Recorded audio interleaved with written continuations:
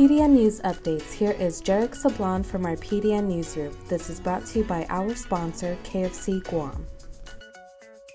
One police officer who tested positive for methamphetamine and 3 of 4 officers implicated by federal court records in an illegal gambling ring are now the subjects of separate internal affairs investigations that the Guam Police Department launched. GPD Chief Stephen Ignacio confirmed the ongoing investigations when senators brought up the issues during Tuesday's oversight hearing on police matters. Shortage of police officers and running patrol vehicles at GPD were also covered. In what could provide a much-needed boost to the still lagging Japanese visitor arrivals, United Airlines is launching a highly sought-after flight from the Tokyo Haneda Airport to Guam on May 2nd. The first Guam to Haneda flight is scheduled to depart May 1st. United Airlines has scheduled a media event at the Tokyo Haneda Airport with a gate celebration and ribbon cutting to kick off the inaugural Haneda to Guam flight, which the airline said is the first route of its kind. Flights depart Haneda at 11:55 p.m., arriving on Guam at 4:40 a.m. the next morning. Return flights depart Guam at around 7 p.m. and arrive at Haneda at 10 p.m. A burst water pipe caused water to pool in the Guam Memorial Hospital's first floor lobby on Tuesday morning, and elevators in the building were temporarily down. Hospital spokesperson Cindy Hansen said the burst pipe was fixed as of 11 a.m., and staff were set to work cleaning the lobby. Footage being circulated online showing large amounts of water bursting from the ceiling tiles of the GMH lobby was described as a video by Hansen around 11 a.m.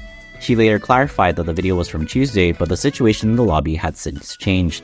By noon, GMH issued more details saying it was a chilled water supply that broke and was already contained. At about 1 p.m., hospital visitation resumed.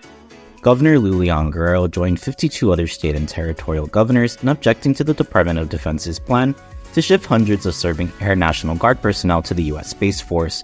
The bipartisan group of governors wrote an April 29 letter to Defense Secretary Lloyd Austin, expressing their strong opposition to legislative proposal 480, which they said would disregard or weaken their authority over the National Guard. The proposal essentially seeks to bypass federal laws that require DoD to obtain a governor's consent before transferring a guard unit to another branch of the military. Attorney General Douglas Moylan argues that he can be removed from his duty to represent government of Guam agencies or prosecute the government corruption under the law in a brief filed in the Supreme Court of Guam this week. Lawyers for Governor Guerrero asked the Supreme Court to remove Moylan from investigating or prosecuting GovGuam agencies that his office previously represented if the AG failed to protect against a conflict of interest in such cases. The Office of the Governor is one of the 22 agencies that the AG's office is actively investigating or prosecuting. The Supreme Court is weighing the matter of Moylan's withdrawal from representing those 22 agencies. A decision on increased pay for employees of the Guam Power Authority and Guam Waterworks Authority will have to wait until at least May 28th. The Consolidated Commission on Utilities voted to table a matter of pay adjustments for GPA and GWA during a Monday night meeting. CCU Chairman Joey Dueñas said he wants to allow legal counsel to address concerns about the pay adjustments raised by a member of the public.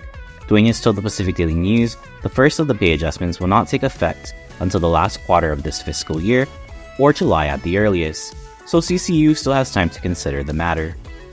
For more of these stories, log on to GuamPDN.com and follow us on social media.